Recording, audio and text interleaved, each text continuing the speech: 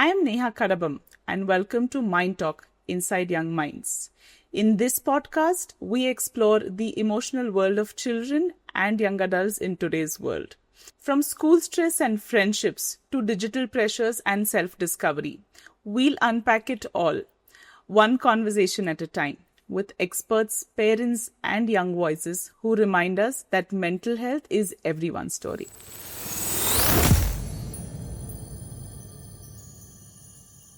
Today with us, we have a very special guest, Sharmila Joyce Velal. Thank you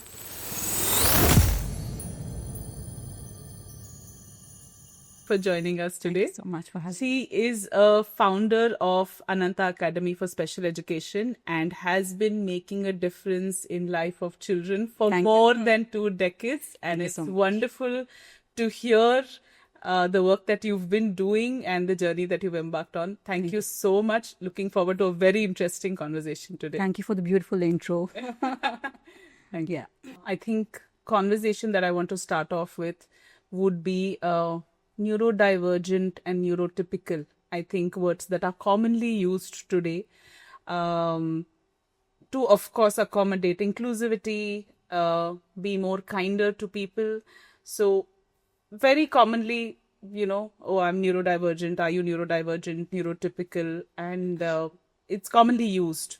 How do we understand, for the benefit of the audience today, how do we understand who is neurotypical and who's neurodivergent?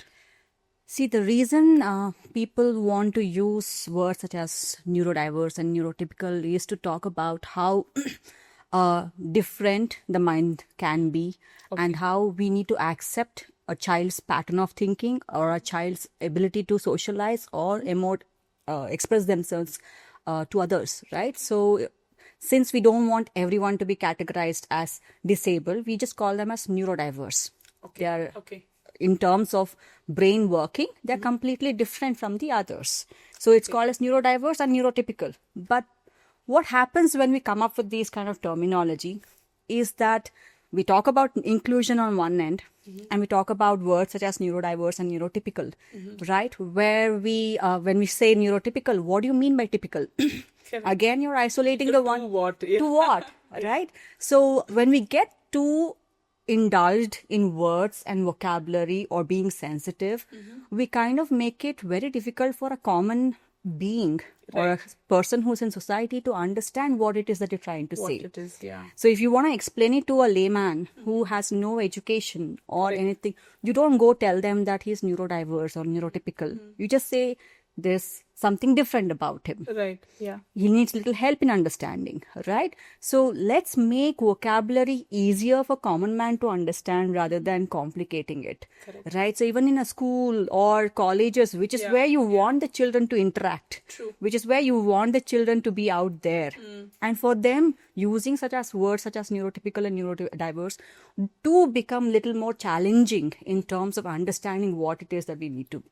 So I think what we need to change or bring forward before we give importance to words would be attitudinal, would be bringing in that factor of empathy in people. Okay. That is more important than getting too diverged into the whole, is it neurotypical or neurodiverse? Right. So coming from what you told, so neurodiverse would be where a person has probably cognitive abilities are a bit different, social skills are a bit different, and the way they express or emote. Yeah. So I think these 3 things typically is something that would be a bit different. Yeah. Great. Now, how do you think neurodiversity in schools or in communities, how do you see that today? Although there's a lot of attempts being done, we all know at the end of the day, there's a long journey or a long path to embrace as well. Yeah. Because though the planning is there, execution takes time. Right. So if you look at the policy point of view, if you look at the management of a school point of view, things are laid out perfectly to say it's being done. Yeah. But what are we doing justice in terms of having neurodiverse children in the school? Are we doing the are we doing it for the sake of the policy, Right. or are we doing it for the sake of actually having a child with neurodiverse in the school? Correct. That is something that we need to think about. If it's a policy-centric reason, Approach, yeah. then it's not going to make any changes, because at the end of the day, what has been a journey till now? A child with disability has been taken into a school. Yeah. He has been isolated because his level is not at par with the other children, yeah. right? And then what do? We bring in a shadow teacher for the child to help him cope with the academics or cope with the extracurricular that's happening. And the child is being mocked by the other students that there is a shadow teacher So with there him. are episodes of bullying that Bullying, happens. absolutely. I mean, you call it differently, but at the end of the day, it is what it is, right? And as much as a school can put in the effort, what happens at the end of it is that by 8th grade or 9th grade, the child is told somehow it's not fitting in, this is not the right environment, or the board is too difficult, why don't try some easier board, right? And the child who believed that I too deserve this environment, later at the age when he's supposed to complete the journey, is told that you don't fit into this. Don't fit, yeah. So where does the child fit in?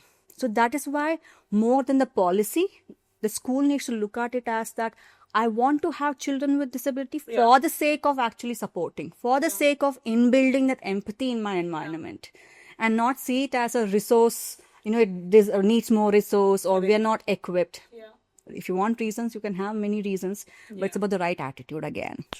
So today, a lot of schools are claiming that we are inclusive schools and we are accommodating children. Although I know there are a lot of ifs and buts. So what is the criteria to inclusion, etc. But what is your take on school being inclusive? While you did mention that, it's one thing to do it at a policy level and one thing to actually do it.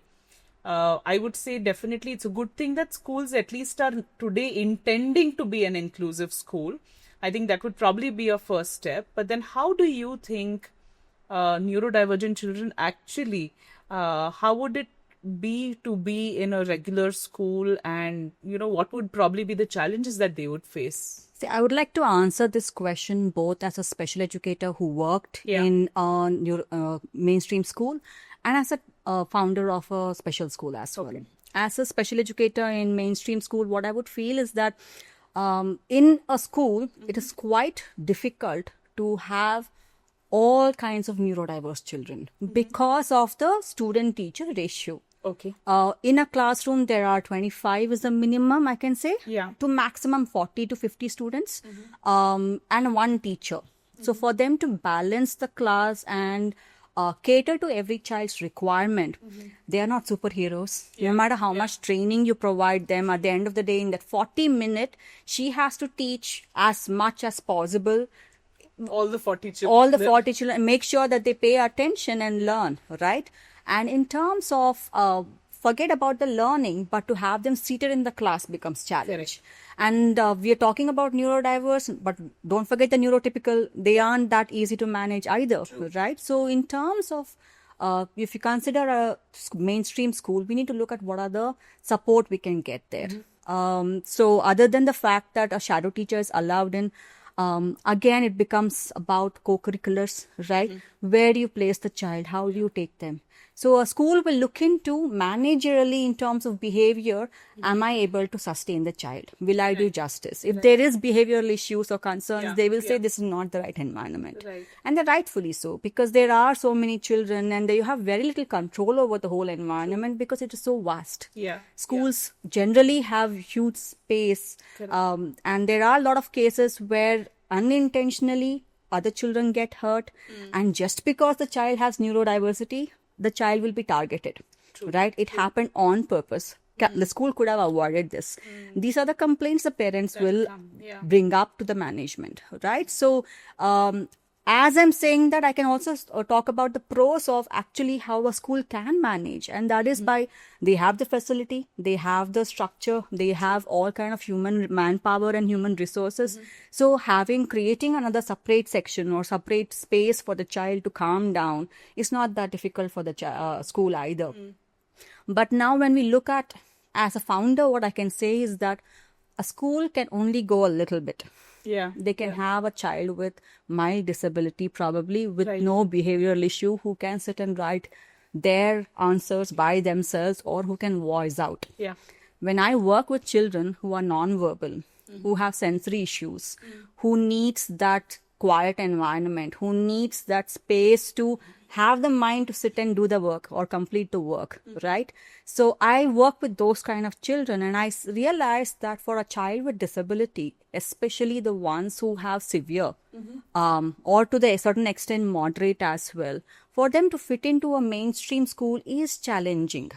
As long as the school doesn't have a space for them to stay calm. Like if you look at schools in Dubai, if you look at schools in US, they have quiet rooms, Yeah.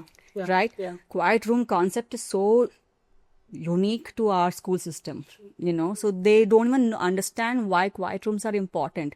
You have a resource room or a resource lab, as they call it, but nobody thinks about having a quiet room. Quiet room or a quiet corner. Sensory rooms, they're like, why am I wasting a room for sensory room, right? Yeah. Having these kind of going extra mile to create that space where the child can go to calm themselves down and come back, right? So it's doable, but we have not done it as a system, right? So I can because I work with a mainstream school, I can tell what are the difficulty or barrier that they face. Yeah. But at the same time, I feel for my student who are on the borderline of severe to moderate, I feel they need their space. We shouldn't put them in the same place as the others, Okay. because it does make them feel more anxious in terms of, am I with them? Right. You again get to the point of not giving them the space to learn in their own environment, but learn at the pace of a mainstream school. So you feel, neurodiverse children, again with much more moderate or severe, in a regular school, I think they would feel more conscious, which would make them more anxious and more. See, it's a very delicate situation, because as a parent of a neurodiverse child, a parent will think about, I want my child to be in the same space as the other children. Right. Why? Because socially, they want them to be in the same place as the others. Correct. In terms of opportunity being given, they want the same opportunity, right? Now, in special schools, for example, no matter how much I try, I won't be able to provide the opportunities as much as a special school does. I mean, mainstream school does, right?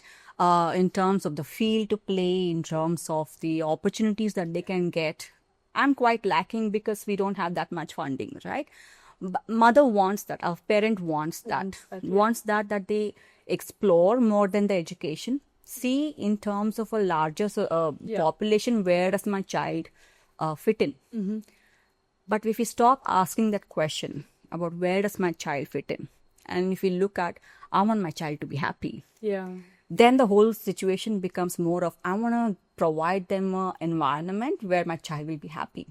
I think here it's very important, like you said, it is important for us to understand the need of the child. Yeah. And it is important for us to not focus to fit in. I think that becomes important. Yeah. Where a parent should try and understand what is it that my child would need, rather than force the child to fit in. Yeah. So I think schools should be that wherein you allow the students to choose their expertise. The nurture. It should not be about these are the only subject.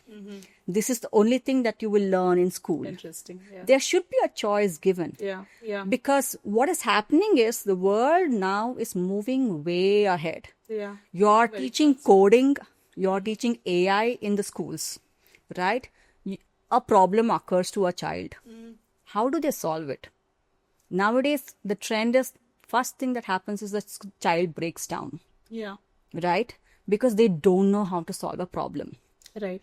So the problem solving skills, decision making, choice making, those are something that we as parents, educators, human beings are forgetting are core essential of a child's growth. Yeah. Right? It's not just the academic aspect. It's not just the score that they take or which institute will I put the child in, and the core aspect of, as a human, what is the empathy factor I have for other living being? Forget about the human being, right? So these are the core aspects that's more important, and we are, as a system, we are failing it. Yeah. And I feel as a Gurukul system, we had an amazing Gurukul system and we let go of it. I really wish as an Indian society, we go back to that. So that way, the true inclusion is possible when there is a choice that is given to the child, and not say all children fit into that system. Same system. So inclusive education can be done when there's a choices of what is the subject or the path the child takes. Right. Until then, saying I'll provide accommodation or I will make tweaks in the curriculum for you, that's not going to be viable. Yeah.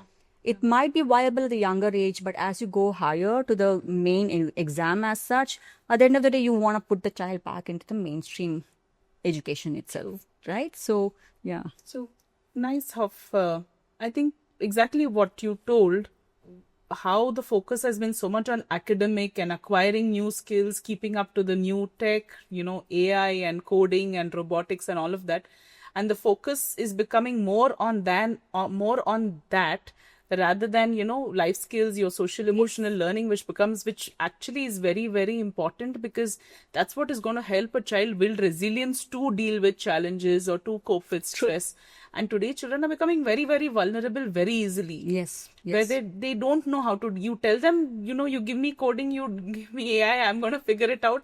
But you tell me, I have a problem, I've had a breakdown of something and I don't know how to fix it. Yeah. They'll really be lost. They really won't know as to how to deal with that bit. True. So you were talking about the Gurukul system, if we can bring that back. Probably, I think that is going to be a more cohesive, inclusive environment, as you're mentioning.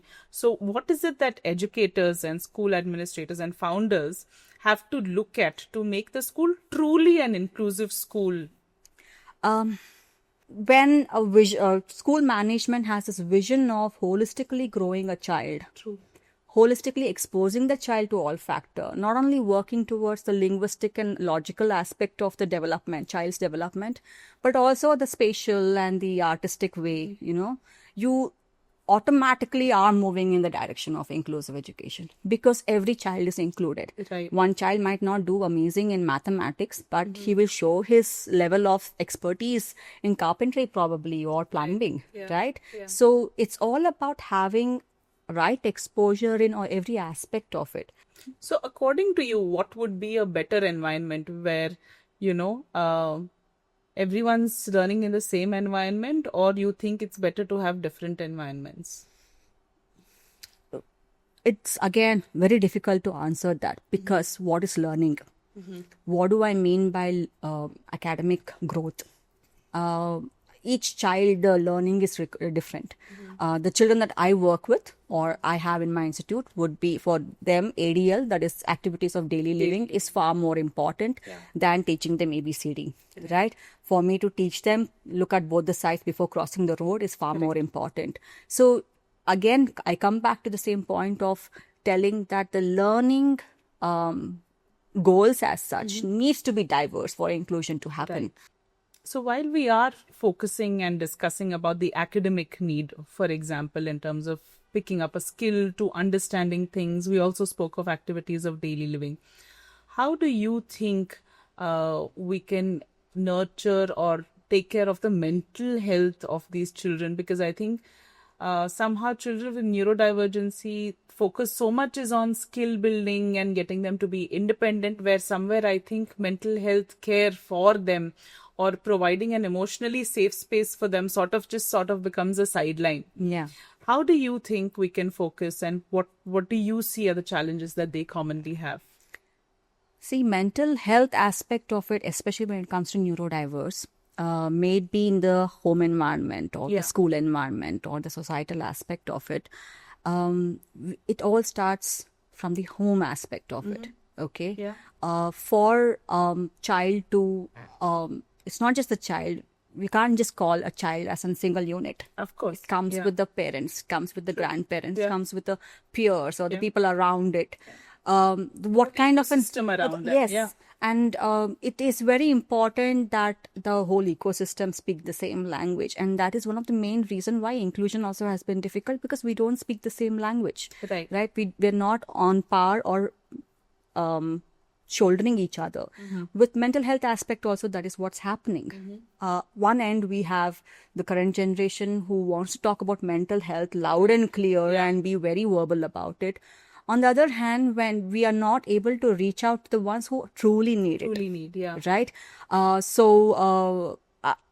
it comes to neurodiversity, especially the parents are the ones.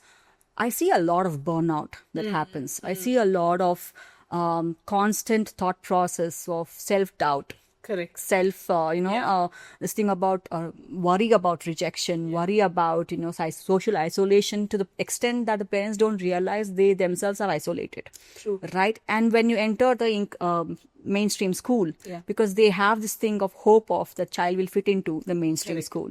And when the mainstream school doesn't support that, Becomes even more difficult. even for more the parents, difficult, yeah. So the mental health aspect of it, I think, more than addressing it to the family level or addressing it at the individual level, if we were to provide it at a school level or a societal level, where it becomes a norm rather than, something I'm doing it for your sake. yeah, Yes, yeah. then it becomes so much more easier as well, because what happens is that with the parents especially, whether it is neurotypical or neurodiverse, I think all parents are the same. We want to provide the best for our best for children, the children, yeah. right? And we go to any extent. True. And I think that stress we need to kind of, Yeah. as a society, start unburdening as well. Yeah. Because when we put the target a little higher and nothing that you achieve is enough. Yeah. And that's what happens with parents in general. True. You keep pushing the target for your child so much. You can do more. You can do more. When is it enough? Right? So I think in mental health for parents, for children per se, it should become more of a norm rather than just saying what measures we can take. Yeah. Right? So I think parents aspect not touched about much, I think, but parents of neurodivergent children, I think, go through a lot because one, there is limited social support. yeah. And there's limited help available. And I'm sure lack of awareness. So for them to educate people around them that Yes. this is how it is and this is how he will be, he's sensitive to this, he's not comfortable. I think it's it's too much on the parent. Yeah. And I think the burnout is absolutely real. Yeah. And probably also sometimes a lonely journey for them. Yes. In your interaction with parents, what is it that you have seen, and how do you think maybe we as parents and educators and as psychologists we can do to sort of support them in their journey? First of all, I think with parents, what happens is that it's again self-reflection that is more important, right? I see a lot of difference in the children based on the parenting stress there is, right? When they parents are sick, they're physically ill, you see that effect on the children. child. Yeah, and there is a lot of anxiety that time, especially when the kind of children that I work. So when they are emotionally sensitive for the parents' well-being, any kind of stress becomes a big thing for our children, right? So with the parents, what happens is that for them to reach out to others, they always want to say that this is my journey. This is my child. I need to do that. So the willingness to open up to others or willingness to seek support with others becomes very, I wouldn't say it is difficult as such, but they feel that I shouldn't do it. I shouldn't go out. I need to look after my child.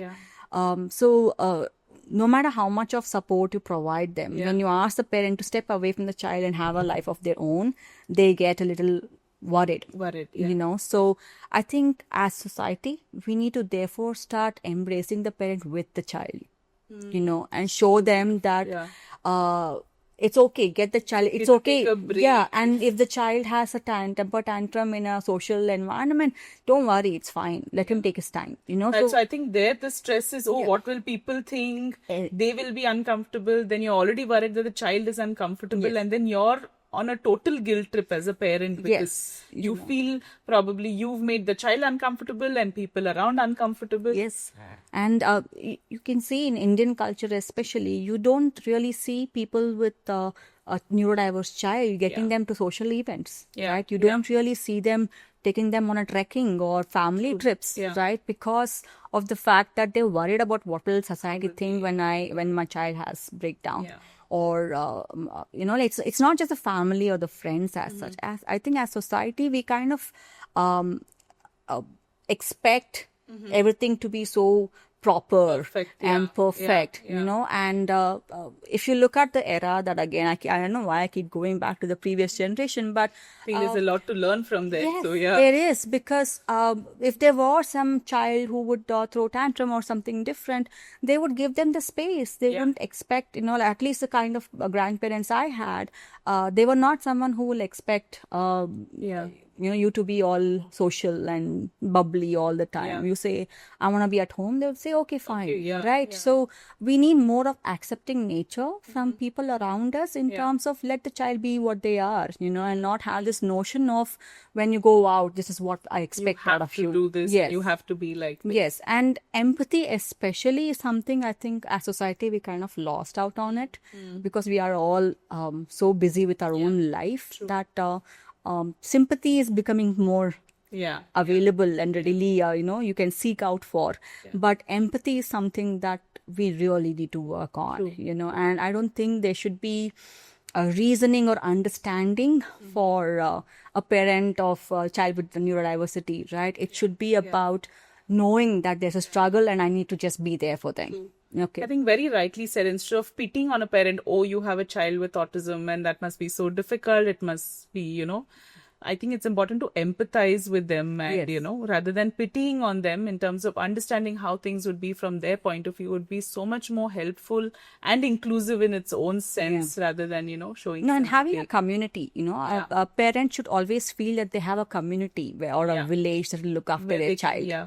That's It's true when they say it takes a village to raise a child, and I think in this Absolutely. case even more. Yes, absolutely. And, for them to say, it should be fine for the friends or the family members to tag along when there's a therapy going on, Yeah, so yeah. that they know what it is. Yeah. Just being company, a company, and it's a huge support for the parents, right? So, yeah.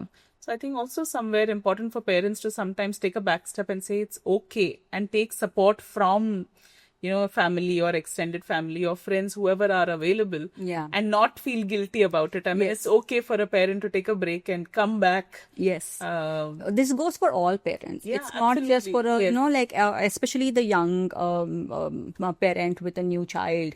Correct. We have this thing of, okay, I need to be the nurturer. to- yeah, Please include as many people. Yeah. The child has to get used to as many people. true, We tend to isolate as mothers, that I need to give I need perfect to, care, yeah, So I think once we start embracing other people looking after your child as well, it becomes so much more easier, Yeah. not only in terms of for us as a stress factor, but as for a child For the child also. to embrace Yeah, others as yeah. well. Yeah. Excellent. Wonderful. You were mentioning earlier about quiet rooms and sensory rooms in schools or, across. In fact, the Bangalore airport also has one. Yeah. What is your idea and how do you think we can bring this more? I was reading about something where Singapore has started having sensory parks. Having one room in a mall which is quiet, Yeah, yeah. so that a child, when they are having a meltdown, can just go sit. So what would be there in the quiet room, or what would be there?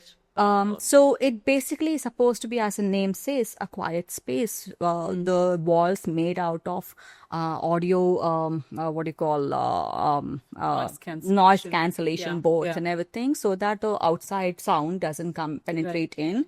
And it's a little darker. I won't say darkened room as such, Not but very vibrant. and vibrant, bright. yeah, because lights are an issue for our children. Yeah, Okay, so right now, even in the space that we are sitting, we don't realize the flickering of the light, Correct. because our visually we are quite okay with it. But for children with disability, the flickering of the lights is a problem. Yeah. And in the quiet room, what happens is that nobody talks, Right. right? So library we are quite comfortable with. Correct. But why is it that we can't have Yeah. a room where there Yeah. is absolute silence and you don't really, have this facility? We don't even need any infrastructure inside. It's just about providing that room, an acoustic friendly room where the child will sit to calm himself down. Right. Sensory, at least you need some things to Yeah. sensorially help them adjust themselves, right? But in this quiet space, you are just giving them a room that is safe for them. So you think today in schools we require more of quiet rooms or sensory rooms? ideally both. But if you were to look at least provide quiet room is what I Quiet would room, say. yeah. You know, like if you don't want to get into spending a lot of money and creating absolutely heaven for a child as Yeah. such, then at least, I mean, as a special educator who's been in both the worlds, it's also I feel sometimes our children should get used to not having their sensory needs met as well. Okay. But Okay. let's at least provide At a least quiet provide a space. quiet. So you would say quiet room first and then a sensory room. Definitely. Today, a lot of work environments also are becoming inclusive and talking about Yes. being inclusive. Do you think something like this, a quiet room, would be It's already required? happening because the workers themselves, the employees, not Yeah. workers, I'm sorry, the employees themselves seek for quietness when they work and everything. Right. There are a lot of cubicles that is built for noise cancelled room space for themselves to work on. You get breaks. You have all these offices that has amazing video game section and also some game sections and everything. So I think in terms of offices, infrastructurally they are doing their bit. Public spaces and schools, I think we need to catch up a lot. Okay. What do you think? Where are we at when it comes to inclusivity at workplace? I think at par with the world, safe to say that, because there are a lot of companies now that is providing opportunities for our children. However, there are cases where the students don't, I mean, sorry, the employees with Yeah. the neurodiversity are not really comfortable as such. But thanks to the, I think one of the perks of having COVID or Yeah. the work from home option has of work been from home. it has been something that has been a boon for them as well. So in terms of opportunity to work in mainstream offices or corporates as such, I think a lot of doors are opening as well. So technology and in terms of inclusion, I think it's parallelly. It has to happen parallelly. Yeah. And support for children with neurodiversity in terms of learning those technology. I think we are a little lacking right now in terms of providing the training required for it, and in terms of there are very few places that is doing so. At the same time, if the child will learn, who will take them in? Right, we also need to provide workplaces that will accommodate our children as well. So it's very important that we not only just keep creating opportunity for our children to learn the skill, but also provide them the places that they can get into as well. So inclusion, as much as inclusion doesn't happen by itself, technological growth also shouldn't happen by itself. Bye-bye. It all comes back to, again, society as such providing opportunity and willing to provide that opportunity for our I think children. such an important point that you mentioned, that collaboration becomes so important. Your schools, be it your regular schools or your special schools, what are they teaching? What are they equipping the children with? To what are the potential work opportunities, where they can go? What are the opportunities that they have? And I think it's so important for them to collaborate, to know that you're creating an ecosystem where you're teaching them skills or equipping them with skills, something that will eventually get them to, get a job or as I do said, some work. everything is happening parallelly, but nobody's connected. Yes, that is it's all the problem. happening in silos. And we as a community to work together on it, until unless that happens, and we learn to listen to each other and realizing where the gap exists and start bridging that gap instead of constantly moving ahead. We will never be able to complete this inclusion, right? So I think society as such now is a point, because we are economically growing well. We are technologically growing really well. In terms of education, we are not all that bad. We just need to be a little more sensitive as that. So when the growth is happening, this is the time that we start looking at, let's bridge the gap, right? And provide opportunities for the people to do that bridging of the gap as well. And I must say corporates are doing great job in terms of that. But the government also is doing great job if you look at it. The lot of policies that is pro this thing. So I think in terms of government, corporate and the private institutes, we all have to learn to work together and see how we can benefit in terms of providing more opportunities for. What role do you think the employers or the HRs at an organization level and educators and teachers what role do you think they have to play to facilitate the whole inclusivity in the environments? I'm going to be a little philosophical in this, so excuse me on that. But I think it's about having a vision, Okay. because we try to have a vision for a child in our own way or in our own perception, Right. Which might not suit the child. So it's all about how do I implement it when I have this vision. Now, what is a pathway I'm going to create? If at all I were to tell my son that I envision you to Yeah. just become a veterinarian, right? Right. And I say you have to score marks.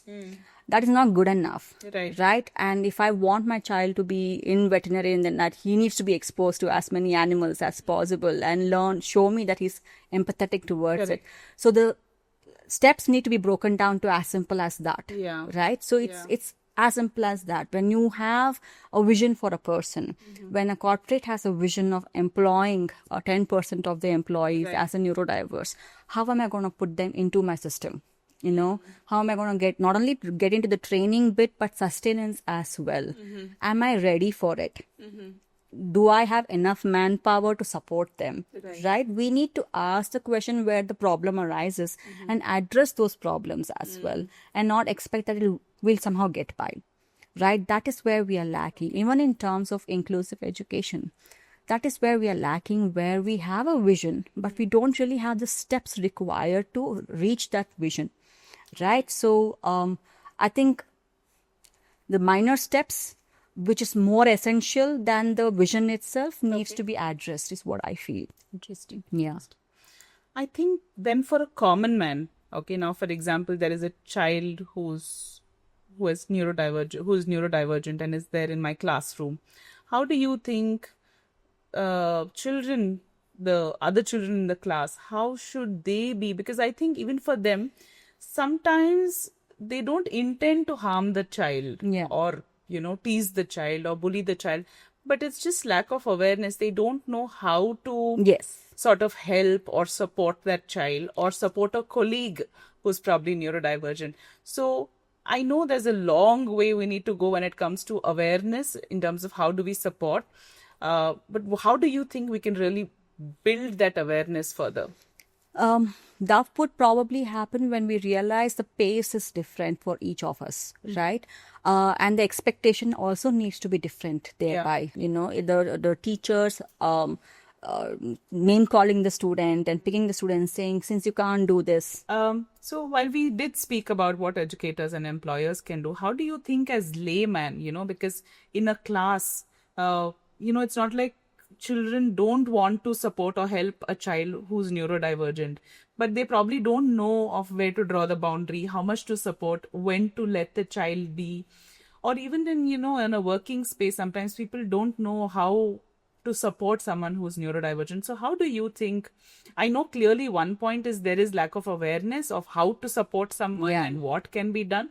But how do you think we can raise the awareness and, So I think it's all dependent on the fact that exposure is required. Yeah. So how do we develop then? How do we have exposure for children or for teachers?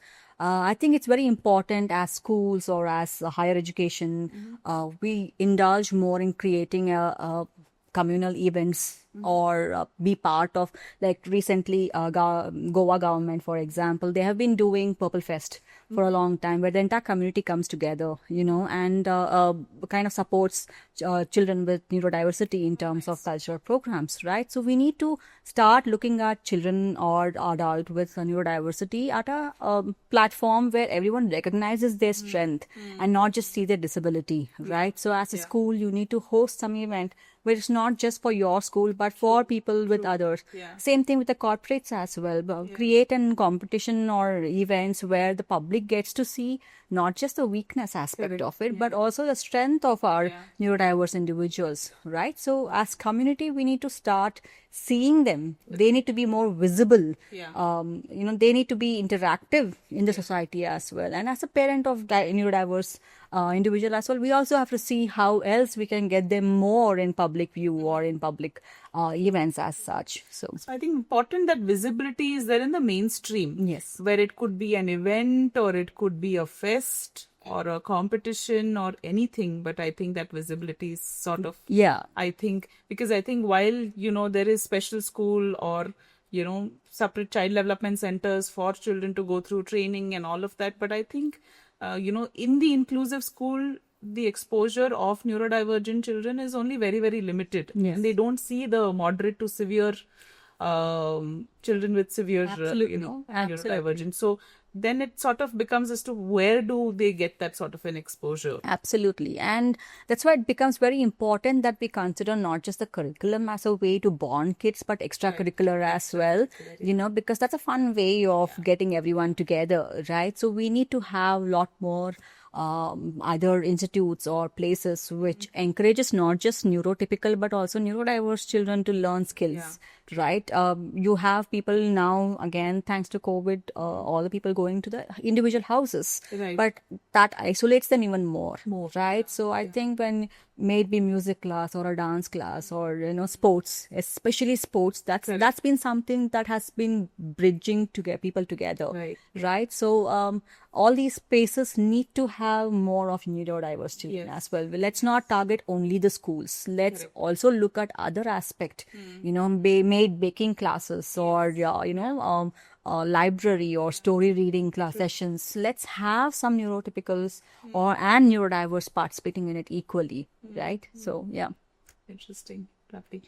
How do you think we can train or equip parents of neurotypical children? Because I think sometimes there's a lot of myth and oh, I don't want my children to be with them sort of mentality sometimes I've noticed very commonly, unfortunately.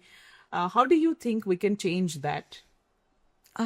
That's a very difficult question because it's very, I can, as an expert or a person who's in this field, talk about the true nature or the attitude they need to carry, right? But at the end of the day, when you can't really be the voice of the society, it truly comes down to the ability to go certain mile for the others,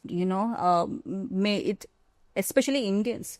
We are all about music and dance and entertainment and theater. Our culture is ingrained, and culturally, if at all we're not including them in it, it becomes very difficult to then pinpoint on segments like, women or men or old grandpas and everything. So I think it is changing. I mean, especially from the time that I have been in special education, where it was very few people knew about it, but now it is changing. So I think we are reaching a point where we can have the discussion in a family gathering as well.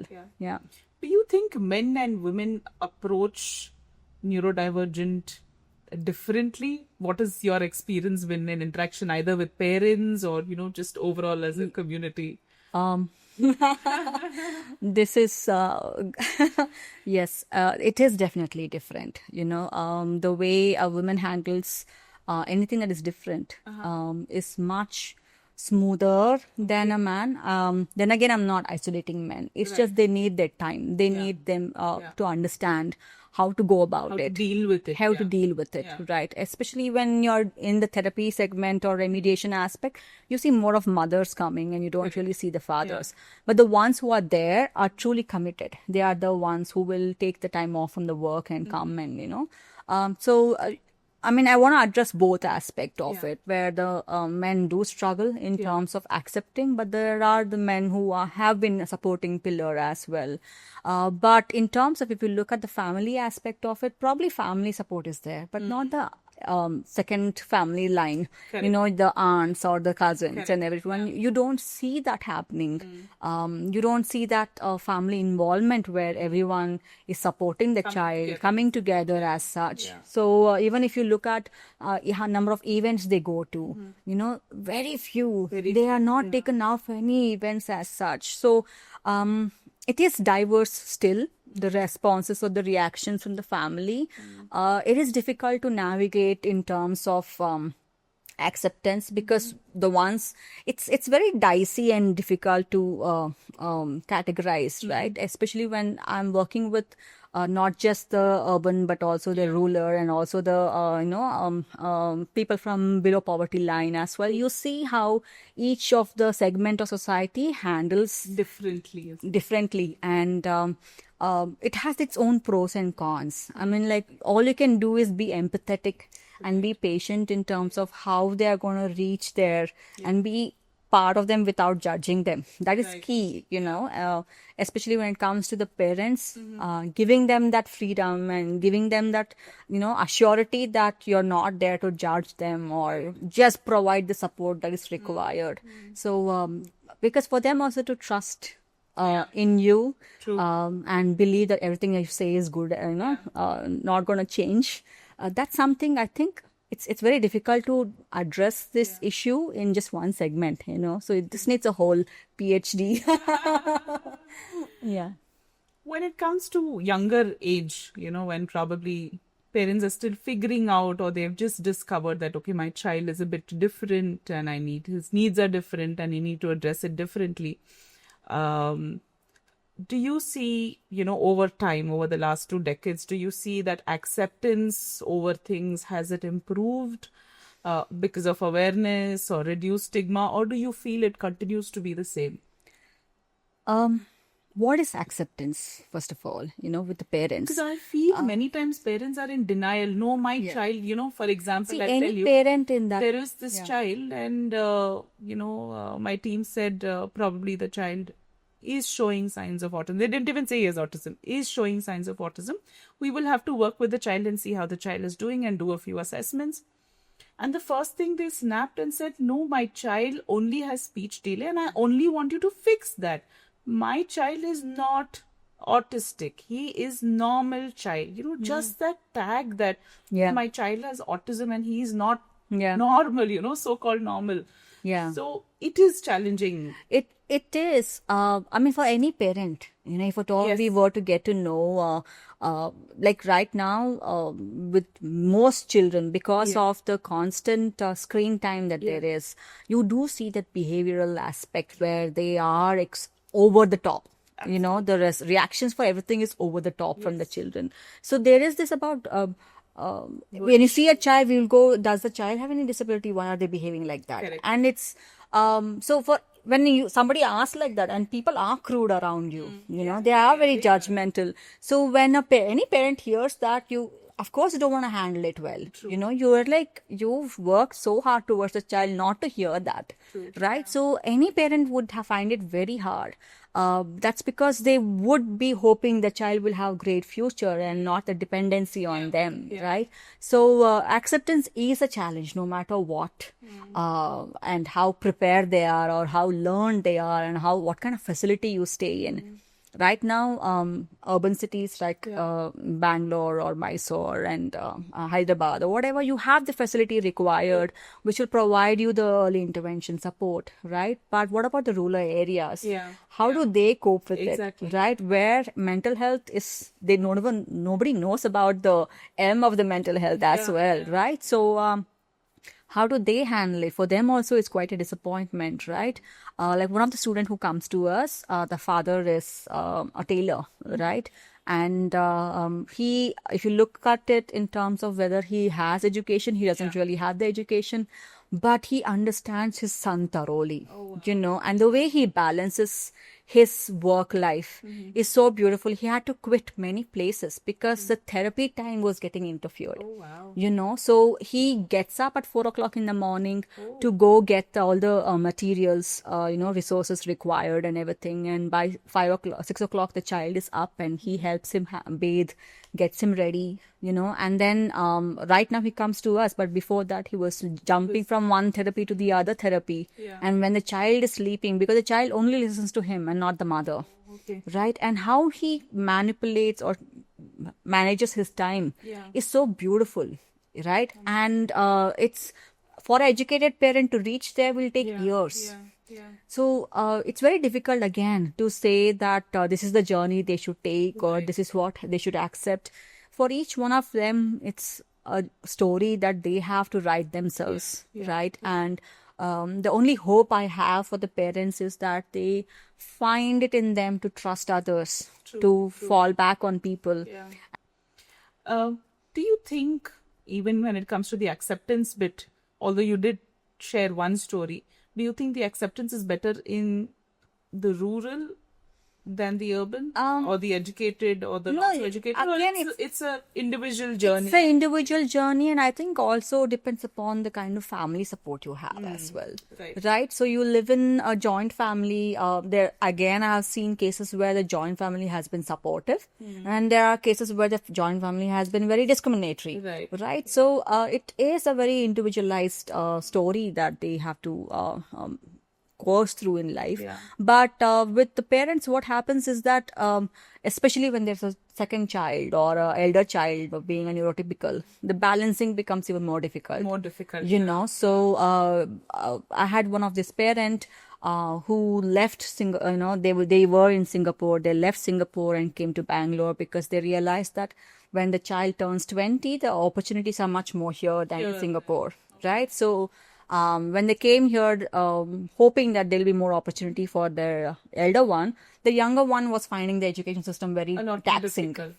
So then they had to take a call whether do we continue here for this child or should we go ahead back to Singapore for the second one, right? For parent, it's such a difficult call, and no matter what kind of support you provide, it is difficult to navigate. And I mean, I have nothing but respect for the parents when they have to navigate such important decisions, and ensure that they provide same kind of opportunity for both of them, which is very hard. Yeah.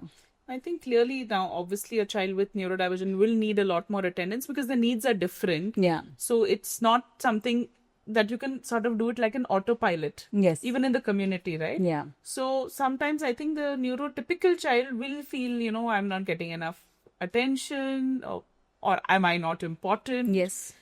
Sibling relationship is stressful. Yeah. Because the other sibling knows at the end of the day, after the parents, I'm the one who has to be in charge, right? So you are putting a lot of burden. And from day one, you are aware of it.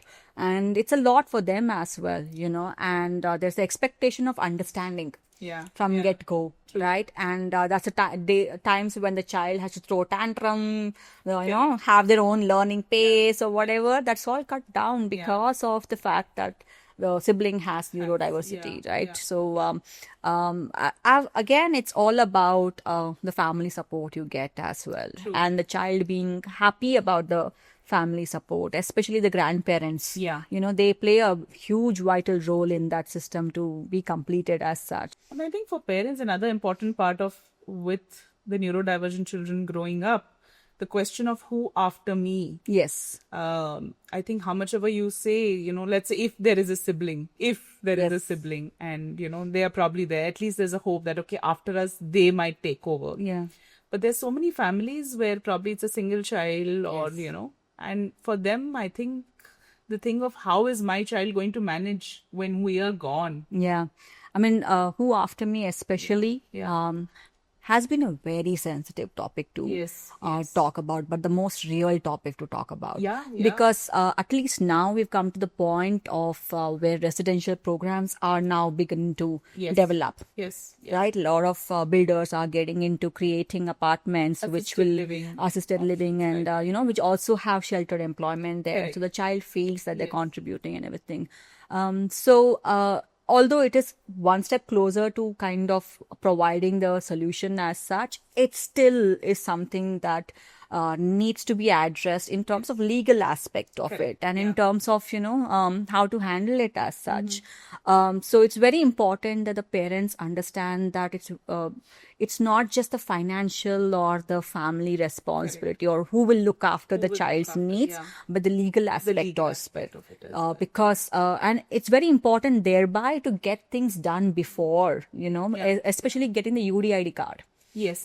So which is the core essential if you want to plan the legal aspect of it. Yeah. So really urge the parents to not take it as, oh, it's so difficult. It is difficult. Anything to do with government aspect is difficult because there's a lot of process involved. But UDID card is important. Having that close circle who interacts with the child is important. Creating a will and making those people in charge of the child is important, as much as creating a trust for the child, where you put the money and there is a monthly money allowance that goes to the child, so that after you know that they're not dependent on anyone, right? And also financial planning.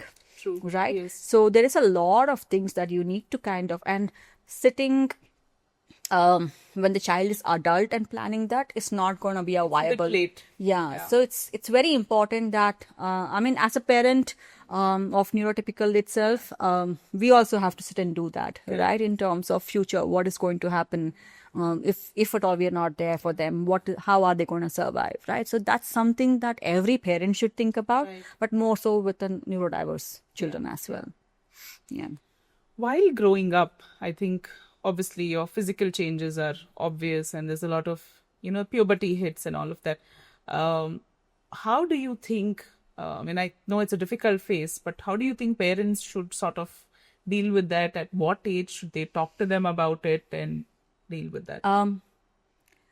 Again, other than the what after me, this is another topic that is hardly spoken about, especially when it comes to sex education, Right. and hygiene aspect of it. Correct. That's something that is neglected a lot, or This is stigma attached to, I can't talk about sex to my child. Yes, and no, not just the child. The parents themselves needs to be aware of how do I educate her. Correct. Right, and more than that, parents need to understand, because the child has disability, they go to the thing of, let me do it for them. Like, for example, bathing or brushing or even cleaning up after the potty, right? So I know of parents, when the child is 10 years, 15 years, they still do it, right? Things such as these will become very difficult when the child becomes an adult. True. And you're in a public space. Correct. Right? And that is making the child, if we feel that the child with disability won't understand it, but they understand it. Get it, yes. So it's very important that we start making them feel a little more independent, not just in terms of hygiene, but also in terms of whizzing through in life, in terms of cooking or in terms of cleaning and stuff like that. Sex education, especially through adolescent, especially with children with autism and GDD, global developmental disability, it's very important that we start training those children as well, teaching them idea of privacy, teaching them idea of not to be flashy in terms of people in public, and things like that needs to be taught from home itself, because when it comes to the public spaces and then being told, they also feel humiliation, right? So these are the things that if you feel your child has certain problems in terms of understanding, that's the first thing you need to address, and not the education. True. Right? So I feel that this has been the most difficult and challenging part, especially with adolescent with disability, to address with the family as well. Yeah, that's something that the parents have to start thinking and work towards as well. Great. Yeah. Okay.